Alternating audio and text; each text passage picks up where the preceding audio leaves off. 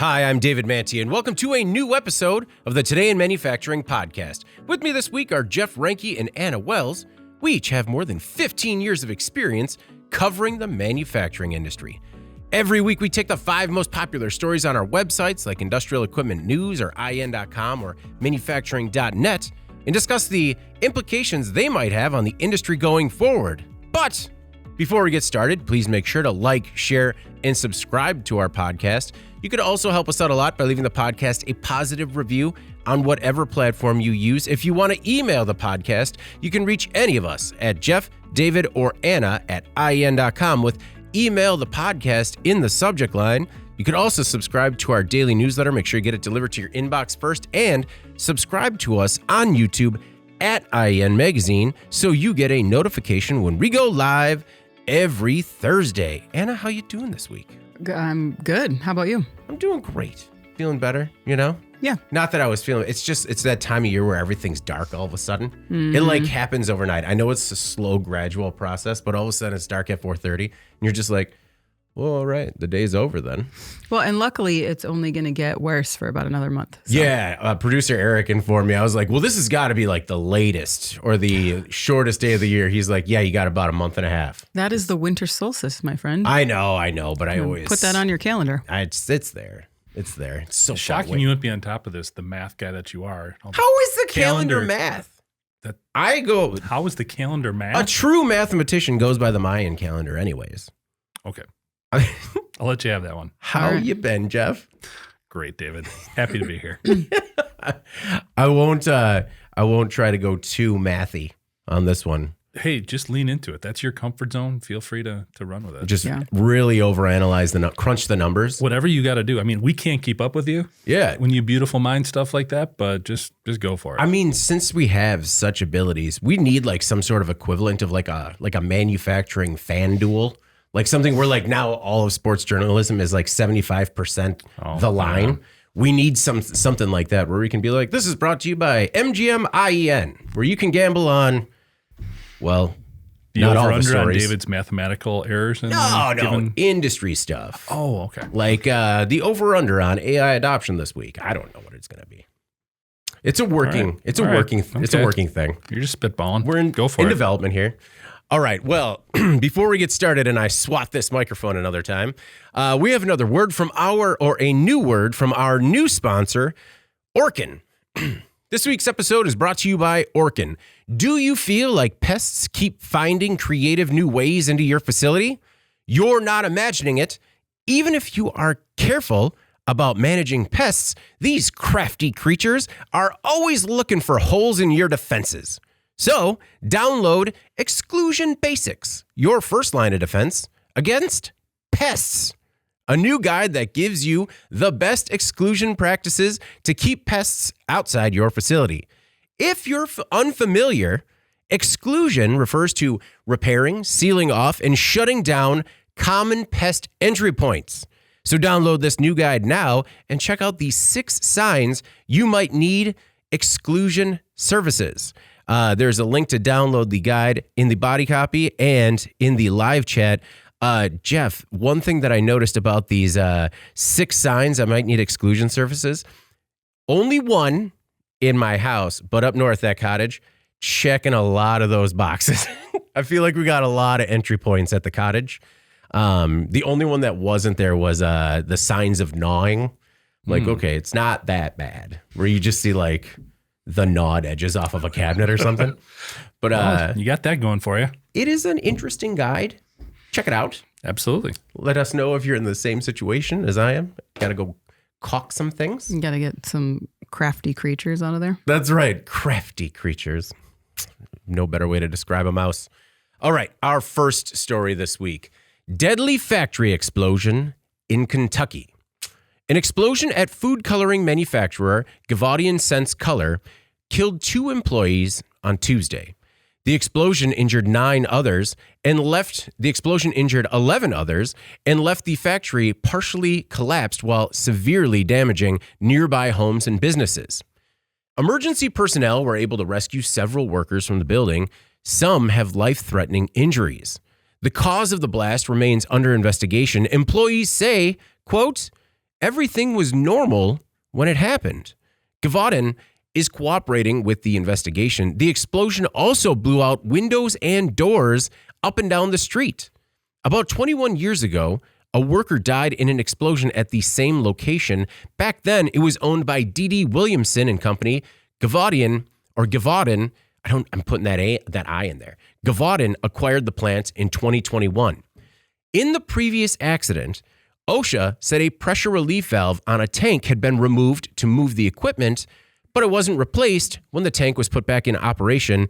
This all happened about 1989. So, Jeff, previous incident traced way far back, but is this just a balance between safety and budgets that kind of sometimes tends to plague the food industry? I feel like it is. You know what? Reading these stories, and we talked about the one out in Pennsylvania with the chocolate facility. Right. We have these a lot of times in poultry processing facilities where there's more cuts and harm that way. But really, and it was difficult to try to get any type of statistical analysis on this because food manufacturing can tend to get lumped in with a lot of other areas. Mm-hmm. But there were some stats out there that definitely expressed how it is more dangerous at some of these facilities than other sectors of manufacturing, just with everything that's going on. I think part of that is because people don't always appreciate the caustic nature of some of the cleaning chemicals that are used, some of the things that are in play just to put these mixtures together, the higher levels of heat that are involved. We've talked about dust explosions in other industries in addition to food. So I just think when you're producing a food product, there isn't always that connection on the worker on the front line to all the safety considerations that need to take place. We've also talked about this too many times in terms of the margins with these food industries as well, these food plants, in terms of being really tight. And I think sometimes when you combine not a negligent culture, but just where safety is not front of mind like maybe it should be in certain areas, along with some of these cost preservation strategies, it can lead to some of these really, really dangerous situations like this. And I think with explosions, the one that always comes to mind with me is the Imperial Sugar explosion. And that's 20 years ago. Yeah. Now, this isn't an exact parallel. I understand that. But when we look at benchmark effects or benchmark events in manufacturing, that's one of them to me, because I think that really put dust explosions on the map. But we haven't seen, I think, the level of heightened awareness or prevention that we should have following that. We still see a lot of situations like this where, again, we lost 2 people here, decimated a community, decimated a plant. Yeah. It seems to be something that this culture is just not grabbing onto at the level that we would hope it would. Yeah, and it does seem like maybe there is a little bit more of a systemic cultural issue with this facility, just a lot of red flags along the way. And we've kind of talked about it quite a bit, but heavily staked in the beverage and soft drink industry that we have seen continue to take a hit. Maybe that's having an impact on operations there as well. Anna, it's so recent, it happened this Tuesday. But there have been subsequent interviews with neighbors and employees that while everything was happening as usual that day, maybe there were a couple of warning signs along the way. Yeah, I think that there were, or at least that's what some employees have claimed. The line that was so chilling to me reading this report was where they said everything was normal activity when the explosion occurred. Yeah. Kind of makes your skin crawl a little bit thinking about just a regular day for these people and what that turned into. That was very impactful, but I think not as chilling as this report that I read by a Louisville local news station, WDRB. So they spoke with an employee of the plant named Angelita Oldham, who said that Gavaudin is a dangerous place to work. She said that she raised concerns with company management and filed a report this year with OSHA. Oh. Specifically, she claims that the plant has leaked sulfur dioxide, a chemical gas that can be toxic, obviously, to humans, animals. She said that we have a lot of leaks of sulfur dioxide that I had to voice my concern about. It wasn't fixed. I don't know why it leaks, but I know that I have to have my job, so you kind of deal with it, and I did. That was her quote. Yeah. Which I think that is chilling. So true, and it's so true of so many people, right? Mm-hmm. You do what you think is right, and then, but you don't push it because you want to keep your job, right? I mean, and then you kind of resign yourself to the fact, like, well, I did my part here. You Yeah. know, I got it off my conscience maybe, but like what else can I do beyond that? There is no record of workplace safety inspections or other actions at Gavaden this year, according to OSHA's online database. So whatever happened with that report, you know, maybe was not filed in time for them to do anything about it. Maybe it's a workload issue. They didn't see it. Maybe they dismissed it for any, you know, who knows the reason that there was no action being taken here. But very unfortunate that there seemed to be some warning signs that went unheeded. Well, and we've seen before where people have raised similar concerns. The company has responded to OSHA, and OSHA's just been like, good enough for me, and kind of closed the investigation. And it wasn't just workers, right? For years, neighbors in the community have complained about various strange smells coming from the plant, everything from ammonia to burnt sugar and caramel. One thing that was wild to me was that one of the neighbors that they interviewed had the plant manager's number for a number of years and would just call him and be like, hey, what's with the smell? And then the manager would just kind of be like, it's fine, we'll look into it. But it was that regular that neighbors would have a direct line into the company. The one community member that I pulled out was Shelby Dix. She said, I've always thought about it like this is unsafe. Seems like because there was always it seems like it's always unsafe because there were always huge steam coming from the place at night, but she never really thought that this would happen. And it's, you know, that constant struggle in between common misperceptions that it comes to living in a community with a factory versus, you know, being a good member of the community, an upstanding member of the community. Did you guys see the pieces of debris that were thrown from that plant? The one was the size of the house, just kind of leaning up against it. Like that is a tank that is mangled. Yeah, terrifying. 3 workers, according to the AP, are still in the hospital. Back in 2009, Dee Williamson paid a total of $600,000 in civil fines to resolve allegations of Clean Water Act violations. And last year, the plant was cited over excessive emissions. It was also cited for compliance issues, permit issues, and agreed to a $7,500 fine there as well. So I think that it's fair to say that there have been other concerns wrapped around this plant, and hopefully they can get to the bottom of this, see what happened. It is, but I mean, it was a very tragic event, but it seems like it could have been so much worse, like in terms of impact in the community and to workers. So looking forward to following the story, seeing what else we can learn. All right. Our next most popular story. Nautilus concept could compete with popular Boeing 737 and Airbus A320 aircraft.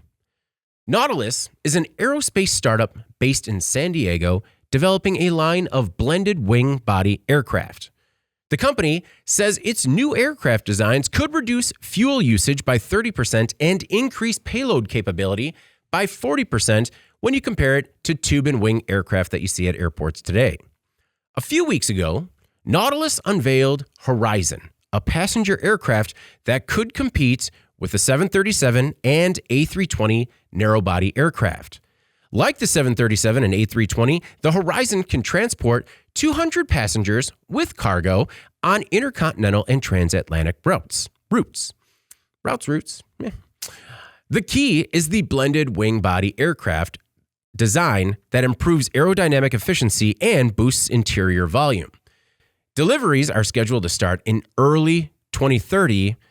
Nautilus hopes that that timeline is going to line up with the purchasing decisions by airlines trying to hit the industry's 2050 net zero goals. The aircraft's larger volume promises to improve the flight experience, offering customizable cabin and seating layouts for up to 20 or 200 passengers. Horizon could also be much quieter than modern aircraft and compatible with existing airport infrastructure. So, Anna, is there any way that airlines see this greater volume and think of anything other than more volume, more seats? Oh, yeah, of course they do. I mean, they're in the business to make some money, I think. But, we'll see what happens here. I think it's a very compelling idea. The thought that reducing fuel consumption by 30% and also increasing payload by 40%, I think you said, that can be done solely with aerodynamic design changes. Yeah. Like that's pretty incredible. So of course you can see how this would be or could be competitive. According to Mark Page, who's the founder of Jet Zero, that's another blended wing design plane maker. The blended wing is 50% more efficient, according to him. He says it uses half the fuel, half the carbon dioxide, and they use the same engines. No, but it's one thing that is what I find really interesting with these blended wing aircraft is that they offer the prospect of a little bit more space in the aircraft, Jeff. Yeah. Like, and I mean, I know I'm preaching to the choir here, but like, if you could give me like 3 more inches ahead and on the sides, I'm not going to hate it. 100%. You know, what's interesting though, when you look at a company like this, you're really asking for a huge paradigm shift in a couple of different areas. Yeah. Number one, when a passenger is getting on that plane and they look out and they're used to seeing a certain type of aircraft, and they see something dramatically different, you wonder how that's going to resonate at that level. Yeah. How comfortable are they going to be getting on that plane, and how comfortable will they be working with that airline then that is using that plane? So I think that's one thing that they'll have to overcome, with Nautilus will have to overcome. The other thing is, how do you get into, and I know we're looking long-term here, longer term, in terms of getting some of those pre-orders, which they have for the autonomous cargo plane, right? The Kona. Thank you. Yeah. They don't have anything like that yet here. And I understand why. Still early on in the game, but you've got these 2 players that, according to some reports, have a 101% share of market when you look at Boeing and Airbus. So how do you break in there long term? I think that's the biggest challenge. And I was trying to think of other marketplaces that had that kind of dynamic where there's just 2 800-pound gorillas, and how did somebody else get in there? The only one I could really think of was Coke and Pepsi. Yeah. And then you do have Keurig Dr. Pepper, who's sort of in third place, but is still able to get market share and still able to get some of that shelf space.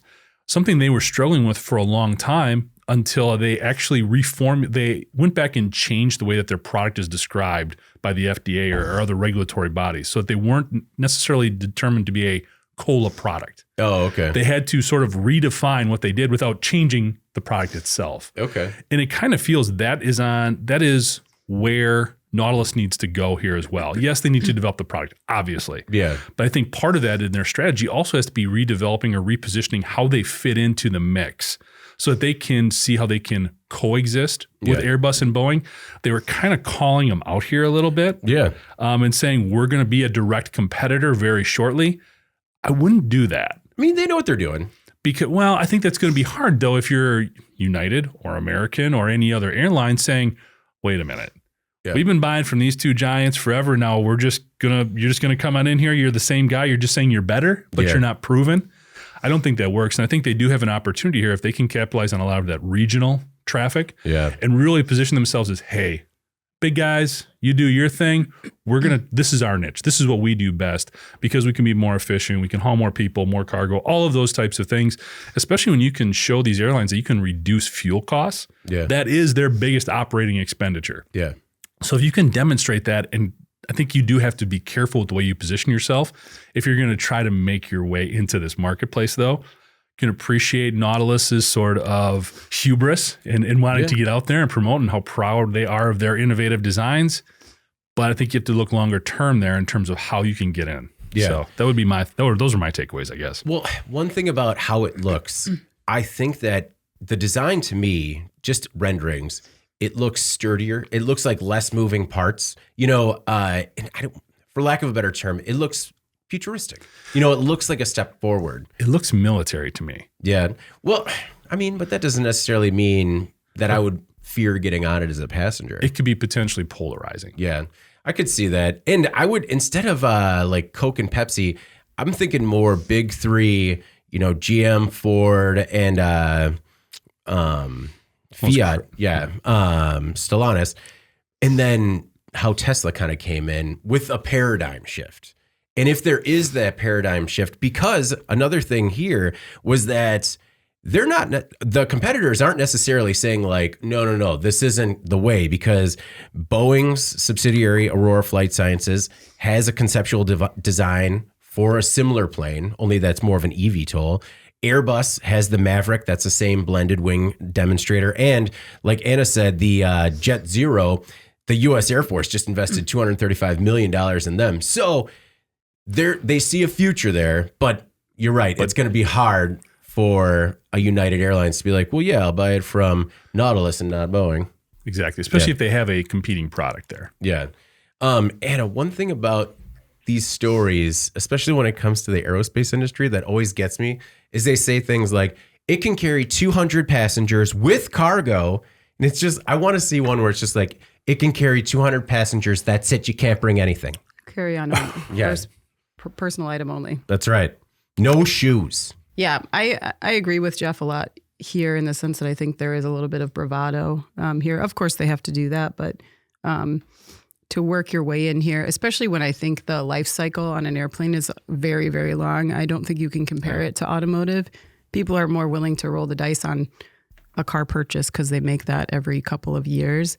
I mean, you've been on Delta planes, I'm sure, or whatever, United, that are 40 years old, they try to, and they should from a sustainability standpoint, that's a good idea. From a financial standpoint, it's a good idea.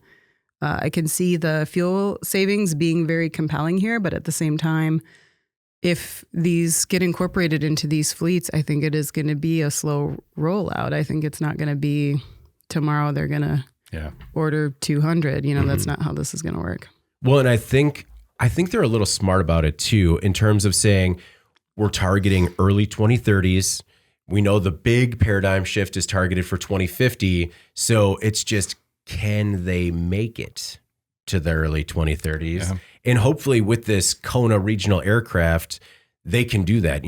I find it fascinating that some of these companies say, hey, more volume. All right, why don't we try hydrogen electric engines like they're trying with the Kona?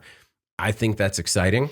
And I do, like anytime we've talked about aerospace, I like something that could shift the paradigm, that could make it a little bit more economical for all parties involved, a little bit more comfortable for the people on board, and you can carry bags, like you want to. We had a comment come in from YouTube, just said simply, really looking forward to this. And me too. I don't think anyone's going to fight you on that. Just really looking forward to it. And I hope it works. Because another not game changer, but a big part of the story is that it exists, or it can work with existing airport infrastructure. Because when some of these new ideas come out and they're like, we got a brand new idea for a zero emission car, and all you need to do is electrify all the roads. And you're just like, oh, great. This is going to be great. All right. Our next most popular story this week. Japanese automaker Nissan cuts 9,000 jobs as vehicles fail to sell. Last Thursday, Nissan reported a drastic drop in sales and a spike in costs and inventory. So, the Japanese automaker is cutting 9,000 jobs. Chief executive Makoto Uchida took full responsibility for the poor performance and cut his own salary by 50%.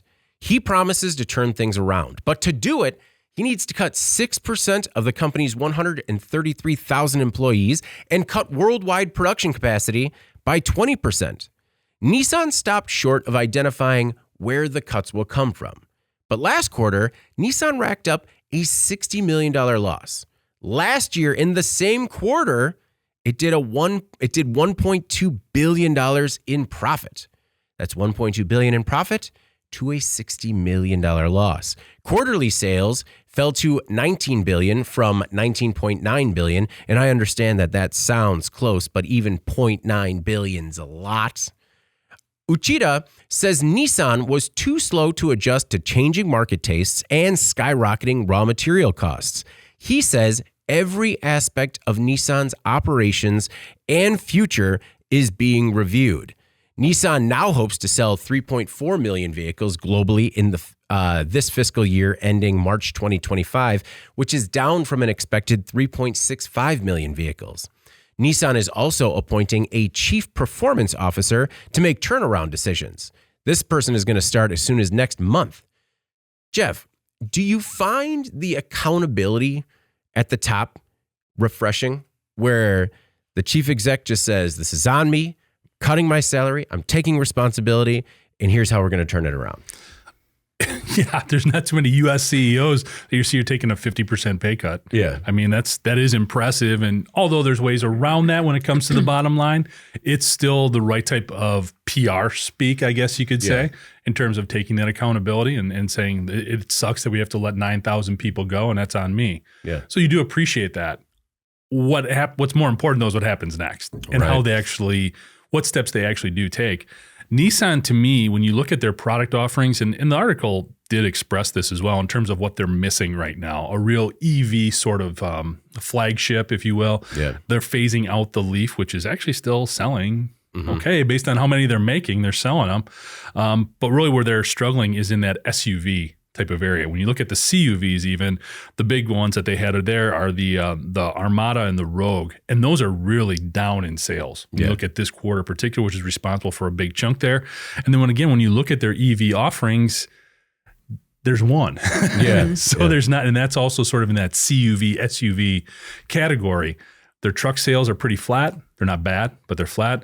Nissan is also kind of taxed a little bit with that Infinity business unit, which is not performing great right now as well. And to me, I think a lot of this comes from the fact that they're sort of caught in this weird middle ground.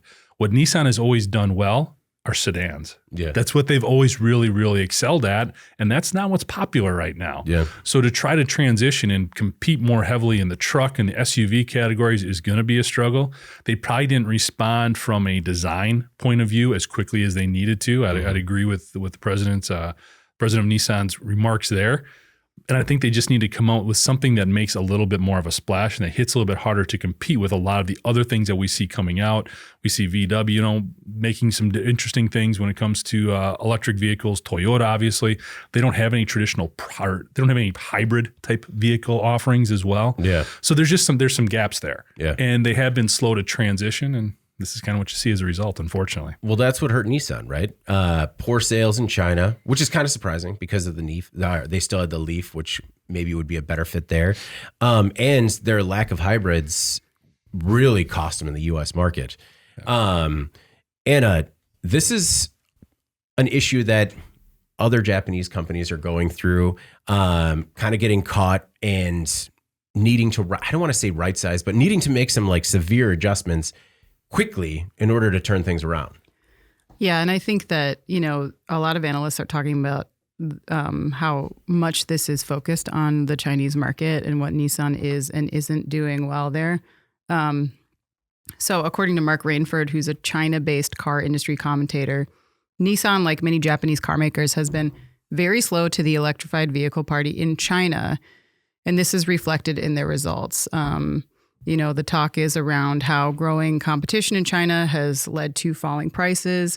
China's market domestically for EVs is huge, but as a country, they've kind of rose to that challenge, in that market for automakers that are China-based is really mature at this point. Yeah.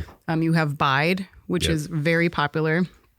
Earlier this year, Nissan actually closed a car plant in China in an attempt to address overcapacity. A plant that they had just started in 2020. Oh, wow. Yeah.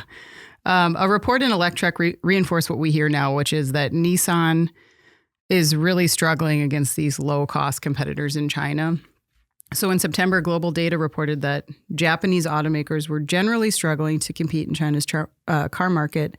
And much of this is to do, again, with that maturity of the market at this point. As recently as 2020, this was interesting, I thought, 25% of vehicles sold in the Chinese market were Japanese.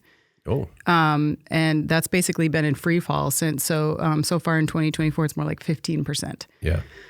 Which is a big, huge, a big number, gap, yeah. When you consider that includes Honda, it includes Toyota, it includes Nissan, all kind of making that same downward trajectory there. So it's actually led some analysts to suggest that Japanese autos in China have actually peaked.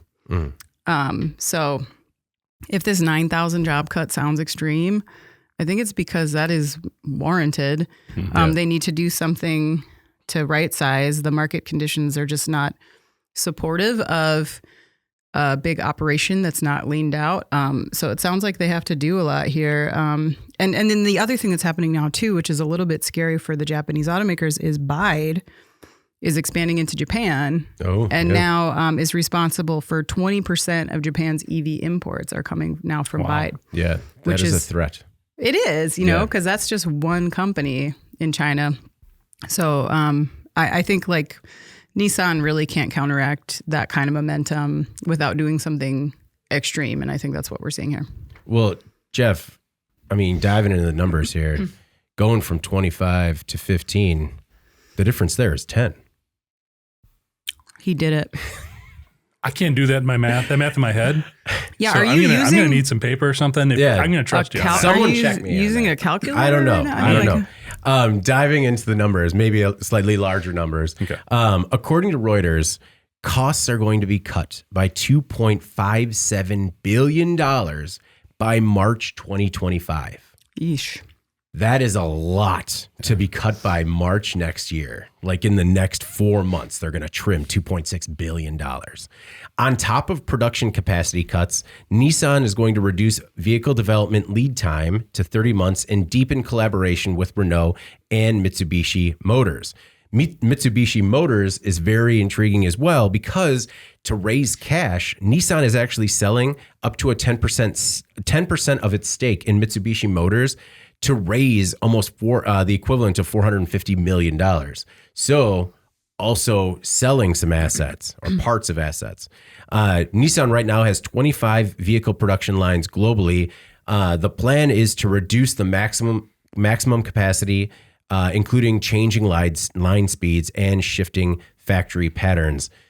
Jeff, when you hear a number like that, $2.6 billion in the next 4 months, I feel like that's going to be more than 9,000, or operations are really going to change. Well, two things come to mind. Number one, obviously very aggressive, and you have to respect the proactive mindset there. Yeah. But the other part that sticks out to me is, how do you have $2.6 billion in waste to begin with?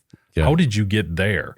And if you can identify that number this quickly, you do have some issues there in terms of efficiency. So it has to be more than just people. You still need to make cars. You still got to sell cars. So it can't be just a personnel thing. If there's that much bloat, if there's that much waste, then there are bigger issues there. And that chief turnaround officer is going to be working some long nights, I guess. Yeah, that is an intriguing title, right? You're not the boss, but the boss can't make a decision without you because you make the decision. That's, I don't know, another check and balance, I guess, that, Anna, maybe a position like that maybe would have helped Stellantis along the way a little bit. Perhaps. Anna, what do you think of the idea of changing, basically just slowing production down and shifting the factory patterns, changing line speeds, basically to kind of just slow things down? I don't think that's cost effective. No, I don't think so either. I guess it's maybe in the interim, a nice way to think of, okay, well, they're going to keep the factory going. They're just going to slow it down. But I don't know. They're cutting jobs and closing factories. Yeah, it's a Band-Aid. Yeah. All right. Well, our next most popular story this week, Mattel, quote, deeply regrets packaging problem on Wicked dolls. The toy giant says, again, it deeply regrets a bewitching packaging error. The website on Mattel's Wicked movie-themed dolls links to a pornographic website. Someone forgot to put the movie in wickedmovie.com. We'll let you solve it from there. The gaffe was first seen on social media this weekend and then spread like a gas fire. In a statement to the AP, Mattel said it was, quote, aware of a misprint. The company deeply regrets this unfortunate error and took immediate action to make it right. It's unknown how many, if any, were removed from shelves, but they were swiftly removed from Amazon, Target, and Mattel's own website or quickly sold out. Consumers are instructed to act like adults and throw away the packaging or black out the URL or otherwise obstruct it. Anna, the big question for me is whether or not this was an oversight or a prank by, let's say, a cheeky employee that's likely seeking employment elsewhere. I believe it's an oversight, but I mean, of course, we have no way of proving that. I feel like it's as editors, like anyone who doesn't admit to making a few copy mistakes over the years is lying. Like that's just. This is like typo Hall of Fame stuff. It really is. Yeah. I mean, Mount Rushmore. I think the difference between us and them, though, is that they're making billions in profits last year, $2.5 billion in 2023 profit. Small difference. But they also revealed, Mattel, that they expected toy demand to decrease a bit in 2024 and that they were cutting some costs based on that projection. Earlier this year, Reuters reported that those cost cuts were starting to pay off at Mattel.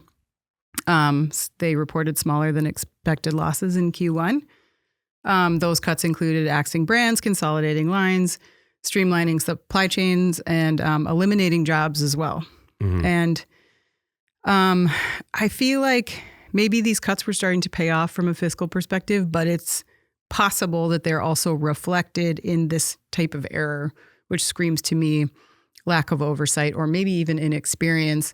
Sometimes the success of an organization, in my opinion, is quietly exhibited in the things that don't go wrong every day, right? It's hard to quantify that until you have something like this crop up, and it puts a very hard dollar amount on what it looks like an unforced error that could be honestly related to these cost-cutting measures. When you talk about bloat, how do you find $2.5 billion in bloat?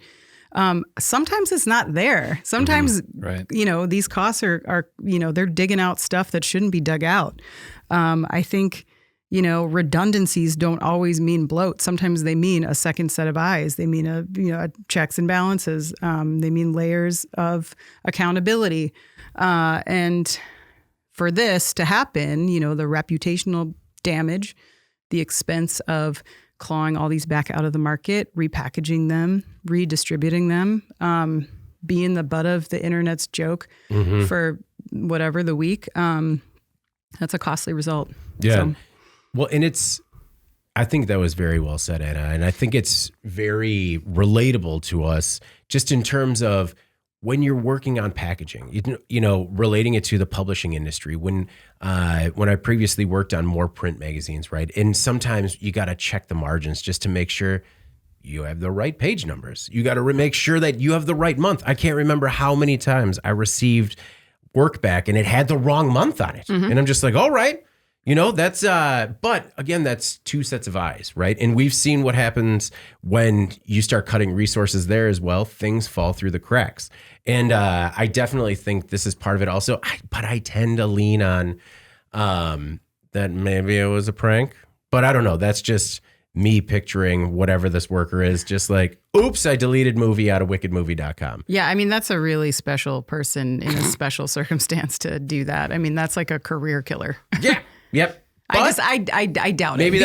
Because I know how many dumb mistakes. I mean, we make them, people send us press releases with the wrong headlines or stuff that not supposed to be in there. And I mean, like, happens every single day to everybody. Yeah. So, I mean, I truly believe this was an error. No. It was a very bad one. Yeah. But, No, agreed. And it's, I think it was another point, well said in terms of how it reflects on the company when seemingly simple mistakes like this get missed.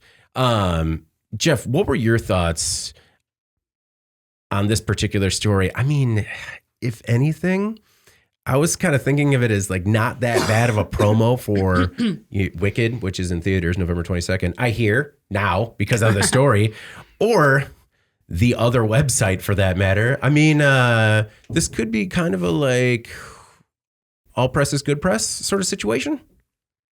No, this is not good press for Mattel for a couple of reasons. Number one, how this got through is kind of mind blowing because there's got to be lawyers looking at this packaging. They've had to go through so many different sets of eyes before it got out. It's really shocking that this could get out there, which I understand why that leads to your conspiracy theory. Like the final guy on the printing press is just like, whoopsie. Yeah. Yeah. Yeah, I don't know. But you're right. Like legal had to, I mean, it is children's toy packaging. But that also leads me to my other point. Mm-hmm. How many times did you look at the packaging of your action figure? Yeah. No, this was caught by. I understand these are collectors, but that's sort of part of the weird dynamic that is toys now. Like we're assessing the URLs on the packaging. I mean, this did get into the hands of kids, right? That could just rip the thing open and then hand it to you as the parent to take off all those weird twisty plastic things that are just the worst because they take forever to get off, and the kid is like going insane because you can't get Barbie and all of her shoes out of the packaging in time. Those are getting better, but yeah, still terrible. So there was a huge overreaction to all of that. To everybody online who just went nuts about this, and this wrecked everything, and what's wrong with this company? Nothing's wrong with this company. Yeah. They made, as we have talked about, a mistake, a dumb mistake, something that definitely goes along with all the blocking and tackling that we like to talk about and doing all the little things correctly. But because there was such a backlash, what you have to wonder, you know, Anna's already documented some of the issues that Mattel is having. There's a couple other big companies out there who would love to take the rights for the next movie that comes out here. Yeah. Okay. Understanding there's a direct correlation kind of with some of these dolls in Mattel, like Barbie. Yeah. But we're looking at a movie franchise. I mean, Hasbro's right there. Yeah, bought the rights. They do everything else. Yeah. So going forward, you do wonder what this impact this could have on Mattel's business. If somebody is looking at, they don't want this type of press, because I don't think in this case all press is good press for this movie that has been getting huge amounts of hype and promotion. Oh yeah. I don't think they want it affiliated with a pornographic movie company. That's fair. You don't want the Land of Oz to be that type of wonderful. So if you are the next big movie franchise and you're wondering who to go with on your toys, and you're like, well, Mattel kind of screwed up over here, maybe we go with the safer bet. Yeah. No, I thought that's a fair point, and it is definitely just another representation of this outrage culture that Rhea fostered. Yeah. But to me, this didn't. When I was reading it, it didn't seem like genuine outrage. It was more. There were some, and I don't want to give too much credence to the vocal minority. Yeah. But man, there were some people who just lit Mattel up, or tried to anyway, and just so outraged and couldn't believe they could let this happen to their child's the package on their child's toy. It's like they don't care. No. They want the doll. Yeah. Let's talk more about your nerd kid that goes Googling URLs on their toys. Or not. Wait. So we're blaming the children? I'm just trying to follow. I'm blaming the parent. What are you doing? I'm not. No, I'm not. It's but I do think that it was more of a farce, a lot of the outrage. I mean, and to me, I'm not an avid collector of toys. I don't get too crazy into the toy collecting industry, but I mean, this is like a toy collector's wet dream right here. Like, and you just don't see this all the time. Like, it reminded me of some of the ones that we've seen in history, the C-3PO cards, if you remember those, when those got out, where C-3PO was given a digital enhancement that wasn't seen in the movie, the Little Mermaid movie cover, Billy Ripken's Fleer card, just other things that weren't caught and made it all the way through the process and were published. And it's just, I feel like it's sometimes almost a lost art, and I just find it incredible that can still happen at some place like Mattel, on a brand like Wicked. Maybe get one that's lower on the shelf, and maybe just, the Walmart brand of like Micked or whatever they're going to call it. I could see it happening there. It also was incredible for the resale market. eBay, right now you can find them anywhere from $70 to $500. They retail for $25. And if you're looking at experts, the advice is to sell now before the heat dies down. Real people talking about that. And it looks like they didn't sell out, but if you tried to buy them, you received this simple error message. And maybe Mattel's having some fun with it, just because it really reminded me of the Nedry from Jurassic Park, where they try getting into his computer and they're just like, nah, because it was a sort of, we're sorry, this is no longer available. And I just wish there was a little more that was like, we know what you're trying to do. Yeah. We pulled them all. And they're going to do something with them. And I just want to know what kind of NDA or something disclosure that they have to sign, the employees have to sign when they're taking them out the back door. Or they just go old school like the old ET game and bury them in the desert. Just burn a big bucket of Barbies. Yeah. Hey, what's that giant black cloud from? Oh, no, we're burning 3 tons of Wicked dolls. What you got in your barrel fire? Just like nothing. You could have just burned the packaging. Just take them out of the package, repackage them. I don't know. But this was it's a not fun story. I don't want to say fun or harmless because I understand that could have been real harm. But I don't know. It was I found it amusing. How about that? I think you could probably just even print over the back. Yeah, put a sticker over it. Yeah. There you go. Oh man. So how much are those going to be worth? Because those are going to be even more rare. You'll have the misprint and then you'll have the fix that they made before they have the new run. I don't know. Sounds like the work for a mathematician. Mm-hmm. I'm intrigued. Yeah, figure it out, David. An avid mathematician toy collector. You know me in my room full of Wicked dolls. You got guys. I do have guys. I've like one everyone knows. Everyone knows I got some guys. All right. Our most popular story this week. Molson Coors shutting down 157-year-old Wisconsin brewery. The Jacob Leinenkugel Brewing Company in Chippewa Falls, Wisconsin has been in operation since 1857. On January 17th, 2025, the plant will close forever. The plant has some 120 employees who make 185,000 barrels of beer every year. According to Molson Coors Chief Supply Chain Officer Brian Earnhardt via WTMJ, or Earhart, the company is coming to the end of a large contract brewing agreement. The company has also invested in an ongoing canning line project in Milwaukee, about 250 miles southeast of this historic brewery. The company is further consolidating operations, closing its Leinenkugel 10th Street Brewery in Milwaukee. Earhart says the Leinenkugel's brand and Chippewa Falls location remain a cherished part of the company and culture. An adjacent pilot brewery will remain open to provide guests a Leinenkugel's beer and history experience.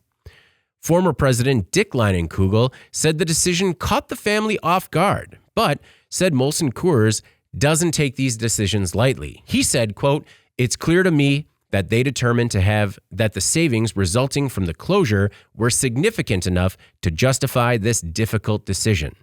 Leinenkugel's joined Miller Brewing back in 1988.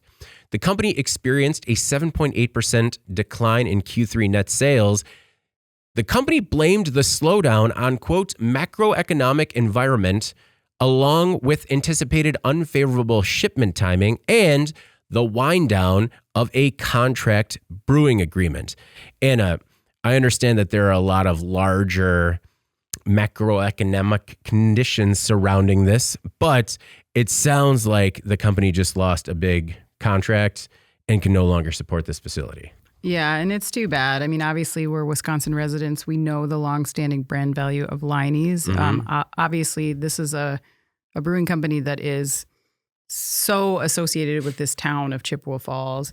And as one local news station said, the city's identity has taken a real hit with this announcement, and I believe that to be true. That's a town of 15,000 or so people. Yeah. To be affiliated with the birth of a national brand like that, I think there's a lot of pride there. And so I think the impact goes further than just those job losses. This was a feather in their cap. So I think it's demoralizing, you know? Oh, yeah. Believe it or not, Chippewa Falls also saw a hospital close down this spring. Oh. A situation blamed on lower patient populations and staffing issues. So think about that as well, for the size of that town to lose a hospital and then this brewery. Major manufacturer, yeah. Two major employers, things that are really kind of anchors to a town. And so I think it's kind of fair that Chippewa Falls believes that it was left with some scraps here from Molson Coors.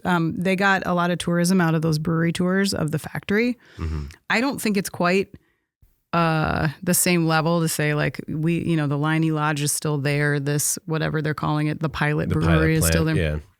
That's where I think they show the start of the brew process. Yeah. They do kind of demos there, but is that super compelling when the brewery is not there anymore? And to be honest, like, when you're there and you visit it and it's steeped in history and it's like a feel-good story and you've got this regional loyalty there, that's one thing. But even if you're interested in going to Liney Lodge or this pilot brewery, like it's kind of depressing now. Yeah. Like to think about what, the relic across the street. Yeah, I can't imagine like getting real juiced up to go up there and see like this leftover plant that is shuttered and sad and sitting next door and think about the arc of that story. It's not a happy story anymore. No, it's not. You don't want to go. I'm not going to be drawn to a tasting only, but if it's the idea of a factory tour, a tasting, and then some R&D stuff in this pilot plant, yeah, it sounds cool. But I don't know. I mean, but there's no factory. Yeah, there's no factory. Well, no, there's the pilot plant. But the pilot plant is, that's a small scale. Yeah. That. No, I understand. It's I'm agreeing with you. I'm just saying that that's not enough to draw me in, and I don't know. I think it's depressing now, but let's see when they redevelop the land. That's the adjacent land, and you can look at the Liney Lodge, and then you can look at the Liney Hotel or the Liney apartment complex, whatever winds up replacing the old factory. Yeah, but I mean, again, like a hotel for what? Yeah. I just don't see that. I do think that this was an anchor to what they were trying to bring here in terms of tourism. Oh, gotcha. Knowing that was there, knowing that the story was this brewery has been there since the 1800s. It's where it started. I want to go see the birthplace of Liney's. Well, look, it's not there anymore. It's like it's a tasting room now, but then they ship the beer in from Milwaukee. I mean, it doesn't. Yeah, it's trucked in. It's not the same. Yeah. No, I'm saying I just can't imagine. They have a lot of tourism there based on the Leinenkugel's legacy, and that legacy has now been tarnished, I think. No, I agree. Hopefully there are other things to bring people to the community and stay at the Liney Hotel that I've just made up in my mind. That's what I was saying. Not that people would come and be like, hey, look at this amazing apartment complex on the remains of the factory. Jeff, as part of this closure, 56 workers are going to lose their jobs. I'll get into it a little bit more, but there seemed to be a little bit of optimism at least with the industrial footprint in the area in terms of these people finding work elsewhere. But I mean, it's the type of situation where it's hard to find things to feel good about after this type of situation. It's just an unfortunate reality. I agree. I don't think the outlook is real strong here, unfortunately, not to be the glass completely half empty guy. But when you look at what happened with these craft brewers, there's this huge explosion in like the mid to late 90s to the early 2000s. And even though Liney's was definitely acquired and within the Miller fold by that time, it still had this feel of a craft brewery. Yeah. Well, as that veil started to be lifted more and more, as you learned more, and it became very apparent in the way that it was marketed and advertised and available and all of those things, I think that led to a decline in interest in Liney's. I think that hurt their brand the more they became associated with a bigger brewing company. That really took away. And this just continues to go on that course. I think it's going to turn more and more people away because there's still a ton. If you're that guy who wants a craft beer, there are numerous options. Okay. And Liney's is not a craft beer anymore. It's not considered that way. So I think doing this is going to continue to hurt that brand. It's going to continue to damage sales. They've already been down. Beer sales in the US are down, whatever it is, 4% year over year. This doesn't help that. And it definitely doesn't help this brand. For those, however, that want to do something about it, there is a change.org petition out to save this brewery. Oh. Right now, they're just shy of 8,000 signatures. So if you want to go to change.org and sign, save Leinenkugel's Brewery, you can be one of the 7,936 who have done so right now. And they do lay out some pretty interesting reasons why they want to keep it open. They talk about the historical significance, the economic impact, tourism and community pride, preservation of local jobs. It's a Wisconsin tradition. And the last one's kind of interesting. They talk about environmental responsibility because apparently there's a lot of sustainable projects that were done at this brewery to help it be more environmentally friendly. for future growth. So, yeah, I don't think the outlook is real strong, unfortunately. But if you do want to play your role in trying to help and influence the powers that be at Molson Coors, you can go to change.org and sign the petition. So what is this, like sign the petition, commit to buying 200 cases over the next 2 years, and then they'll reopen it? Or is it, this is just supposed to give Molson Coors the feels and be like, well. Yeah, if there's enough people that pour out support for this, poor pun, then maybe have them reconsider. But again, I think this is much bigger than this brewery. I think it goes into the brand and some of the struggles that they're having with it. No, agreed. And not a bad pun, solid pun. I also, as part of 160 year legacy, talk about a multi-generational plant. They were interviewing people that were third and fourth generation workers there. I mean, that's not just the community. That's part of your family's legacy that all of a sudden is closing, and that might be hard to reckon with. Ugh, sad. Mayor Greg Hoffman, this is the one that I wanted to pull out two particular quotes from statements here. Mayor Greg Hoffman stressed the abundance of manufacturing jobs in the area. He said the majority of workers should have a job within 30 days, if not sooner. I just wanted to ask, care to put a guarantee on that one? Just in case. Dick Leinenkugel, he actually had a very long, heartfelt statement that I thought, really personalized the decision.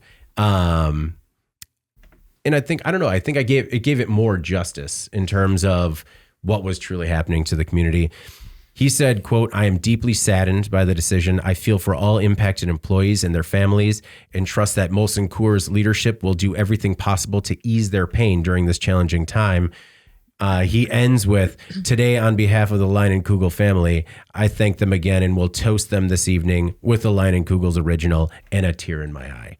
And it was just, he didn't have to do that, but he understood the importance of his role and his legacy. And I don't know, I think sometimes that goes a long way with maybe easing that pain.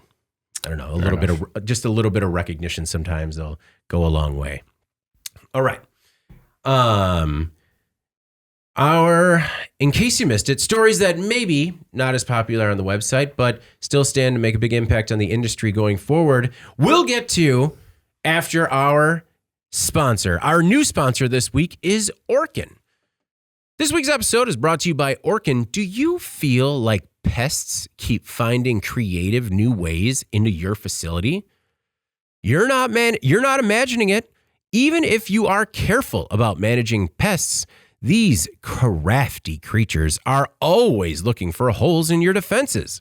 So download Exclusion Basics, your first line of defense against pests. A new guide that gives you the best exclusion practices to keep pests outside your facility. If you're unfamiliar, exclusion refers to repairing, sealing off, and shutting down common pest entry points. So download this new guide now and check out the 6 signs you might need exclusion services. All right, in case you missed it, the stories that maybe weren't as popular but still stand to make a big impact on the industry going forward. Anna, what's your in case you missed it this week? Well, I selected a story on Rivian and Volkswagen Group launching a joint venture. And I think maybe Jeff has some notes on this one as well. So do you want to do like a combined effort here? Does that sound good? Yeah, sure. Okay. It's so big that it requires the double in case you missed it treatment. Well, I think Jeff and I both, pinpointed this one as having some market impact and maybe not getting a lot of attention. It was sort of quietly announced. There have been some things over time where they've made small announcements here or there, and then this is kind of like the culmination of all that. So Rivian and Volkswagen entered into an agreement to create a joint venture, Rivian and Volkswagen Group Technologies. Mm-hmm. It's a deal worth $5.8 billion.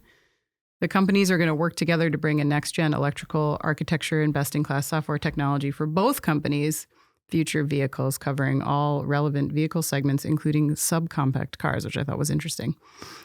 They say it's going to be highly complementary, reflecting Rivian's software prowess and electrical hardware, as well as Volkswagen Group's significant scale. Developers and engineers from both companies will join the venture. They're going to combine their complementary expertise, they say, in order to reduce development costs and time and then scale those technologies more quickly. They say in just 12 weeks, the team has developed an initial drivable demonstrator vehicle. 12 weeks. So if that's speaks to what we can expect from this JV, I'll be very interested to see what they will produce. I selected this because, we've covered both of these companies in recent months. Yeah. Both are experiencing some challenges around EVs, different challenges. So to see them kind of pair up in such a way, it feels like a solution to maybe shake things up that they both very much need to do. Yeah. And that was my initial interest in this story. Jeff, what did you think? I just thought it was interesting because I think this might be a blueprint moving forward here. We've got two companies that are prominent in their space, but don't really have any direct competitive overlaps. When you look at what Rivian's products are, we look at what VW's offerings are. So it makes a lot of sense for them to sort of join forces when it comes to all the investment that's needed in pushing the EV movement forward. Yeah. We need more, getting past all of those things that drivers are worried about when it comes to the risks of, what they call the range anxiety. Thank you. And some of the cost elements as well in terms of these vehicles being more expensive to either buy or repair, replacing batteries, recycling batteries, all that stuff. If you can have two people working together on it, obviously there's all those synergies that you can leverage and take advantage of. I think Toyota has partnered with GM and Ford, where I think we're just going to see more of this type of stuff moving forward.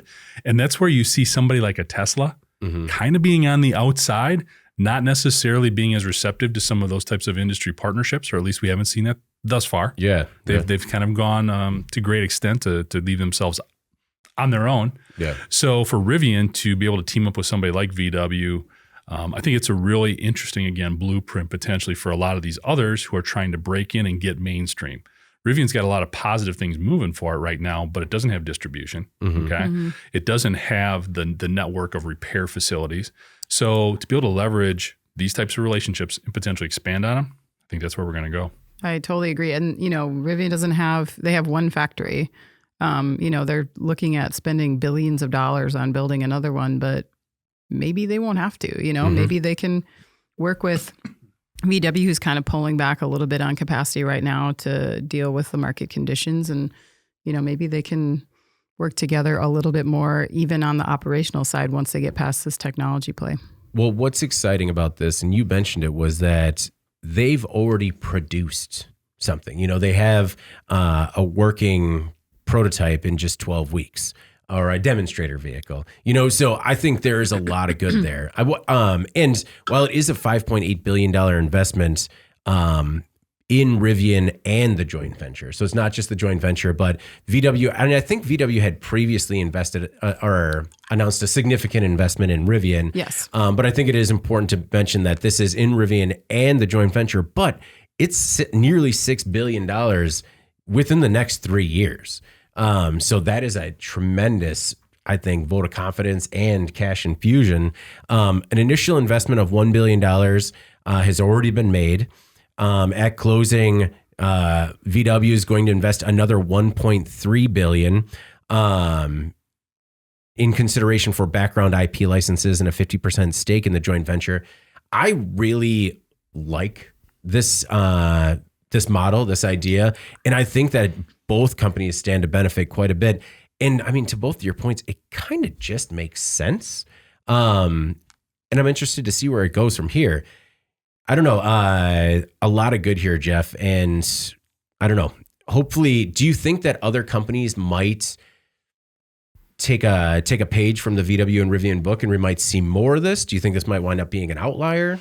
I think they have to. Yeah. When you look at some of these other smaller EV companies that are out there are still trying to they're still on the board, but you wonder how well they're still hanging on. If you look at a Canoe, for example, or we've seen a couple die off here. Yeah, so left in shambles. We had a story this week talking about Lucid and some of the things they're trying to do. Yep. So it just makes a ton of sense because you can have the greatest product in the world, but eventually you're going to run out of money. Yeah. And you need somebody to give you some notoriety and some push, some validity in the marketplace, if you will, so that you're not just another guy out there. And that's what Rivian also gets from this type of partnership. Yeah, and Anna, it'll be nice. It's nice to tell a story about investing billions in IP rather than questioning who might try to salvage the IP after the EV venture has gone under. Exactly. Yes. All right. In case you missed it this week, I was up in the air with a couple of different ones, but I went with autonomous dog robots and generative AI. I don't know why it stood out to me. Weird. But so this story kind of flew under the radar, but the title was Generative AI Can Make Autonomous Security Robots More Human. This was a piece by Andy Watson, Director of Product Management at RightPoint, which is a generative AI tech company. Robots are more and more working alongside humans to increase productivity, enhance security, and eliminate human error. But they are expensive, and maximizing autonomous robot ROI can be, quote, extremely challenging. A big problem is that a lot of people still don't trust them. Many on this panel, as a matter of fact. Robots don't have the social skills, and humans don't really know how to engage with them. So some companies are downloading generative AI into them to give them personalities, little robot people. For example, an unnamed company in this report recently bought 4-legged agile mobile robots, or robot dogs, to enhance 24/7 on-premise security. Generative AI gave each robot unique AI personalities and helped detect potential threats. Using large language models, they help these bots identify security threats in a complex environment. Now, I chose this story because these security bots, I think this is a wild real world use case for these autonomous robots, how they can be used at a base level for security around the premises. And we're seeing demonstrations of them more and more being used in facilities to identify potential maintenance problems, bottlenecks, stuff like that. This security robot can recognize, catalog, and greet people it sees on autonomous security patrols. It also maintains a friendly environment while keeping it secure. I don't know. That might be a reach, that it's a friendly environment just because it talks to you in a human voice. I mean, that's a little unsettling, though. If a nice Midwest accent voice comes out of you from a faceless robot dog, I don't know. But hey, we're working through it here. Using generative AI, these robots can also detect anomalies on their routes. When people approach the robot, it can detect familiar faces with facial recognition versus potential security threats or unknown actors and alert personnel as needed. In addition to the facial recognition, these robots could also soon process license plates identifying unknown vehicles. Now, I know that this seems radical and futuristic, but this is a real world example of how one company is using autonomous robot dogs to keep their facility a little bit safer. And Jeff, while it might seem not like everyone's cup of tea, it's happening. It's interesting. I mean, we're seeing these bots. I forget the tire company, right? That was also using these types of this structure, like a 4-legged like spot from. Oh, Boston yeah. Dynamics. Yeah, I can't remember the Michelin. name. Is it Michelin? Okay. So I think the technology is amazing. We're seeing this generative AI used in a lot of areas. Cybersecurity is a big one of them in terms of detecting, like you said, anomalies, things that aren't supposed to be going on. So I like the technology. We still have got a long way to go in the packaging. Yeah. Okay. This is still too far out there. I don't have the solution. Okay. So maybe this is the best option. It's just uncomfortable to me right now. And maybe that is part of the benefit. It is security after all. You don't want somebody to feel necessarily comfortable if they're not supposed to be there, if they're doing something wrong. You don't want someone petting your security guard. Exactly. So, I don't know. Like I said, the technology is amazing, and these are the types of applications we want it utilized for. But man, we got to figure out a way to put it into a more, for me, appealing package. I don't know. I agree. A more appealing package. And also you got to make it so these work in a symbiotic relationship, not because I feel like if you have too many of these security dogs roaming around your premises, it might start feeling a little authoritarian, a little militaristic, I agree. Just in terms of like, hey, you coming into the office? Did the dog scan your face yet? But at least it said, hi, Anna. Welcome. Give me your face. just to make sure that you're not an imminent threat, which must be neutralized. Yeah. But on the bright side, it can scan license plates likely and identify weird vehicles. So hopefully also you didn't borrow a friend's car today. Yeah, I don't know. I mean, I agree with Jeff that like the technology is, like partially there already. And they're just kind of enhancing that, which is great if you need it. But just put it on a camera or like make it into a drone or something. I don't know why it has to be, we have to like mammalize every. So remember like during COVID, one of the, a lot of companies came out where it was essentially a pedestal with a tablet on a Segway, right? What would you be more comfortable approaching? Because I know that I had approached one of those in my grandmother's care facility and it was sad. It was just sad. Like instead of where they had the entire entryway with the information desk, instead of people, you just saw a pedestal with a facial recognition on a tablet. I don't know if had I walked in there and a robot dog, approached me with a, charming British accent, maybe it would be different. But yeah. So you need them to develop this technology because it was not charming enough originally? I'm just saying it could massage it a little bit. It couldn't be as I could be less cold. I think it's more approachable. I think it's going to be cold anyway. Yeah. It's a robot. Yeah, even if it like what is approachable about a robot dog? I think I would just be like, oh, what's it going to do? Well, you don't find it cute where like it has to take like 900 more steps just to turn around? No. No? Okay. Nope. And if I'm there to like just try to check in somewhere or whatever and it's, I don't know, calls the cops on me or whatever it's doing, I don't think I would like pet it. It's not like, I don't know. Just put it in a camera. I don't. It doesn't need to have a face. It just seems like it's an extra step that's unnecessary. But I guess maybe part of this is that you don't need as many cameras around the facility because the camera's always moving around the facility. I don't know. Maybe. It's just it's gonna be a wild future. Doesn't have to be cute. That's all I'm saying. Doesn't have to be cute. What if it was like creepy child voices? Ooh. Just like hello, welcome, and welcome. David, welcome. Yeah. Welcome to work. You're appreciated. Oh, God. Ha, yeah. No thanks. That is going to make my skin crawl while I sweat through my sleep later. All right. Well, before we get out of here, please make sure we got to do our final thoughts. You guys, we should do that. Do that. Okay. Right. Before we get out of here, let's do our final thought. Anna, what's your final thought this week? Well, thanks for bearing with me. I have like a little shaky voice here. I'm kind of coming off a cold here, but in a glass half full about my mild cold that I have. I got to November this year before I caught anything from my kids, which means they didn't catch their first cold in school until like almost, like Halloween time frame. We could like chart it as their immune system builds, how much later in the year or the new year you get before you catch whatever they bring home. That's what I feel like is that we are making some progress here. It used to be like week 2 and everybody was down for the count. Yeah. But we made it through 2 entire months. So I'm feeling optimistic about the year. Yeah. It's crazy how it gets a little colder. The windows and doors shut and all of a sudden everybody's sick. Everybody gets the cold. Yep. Just wild.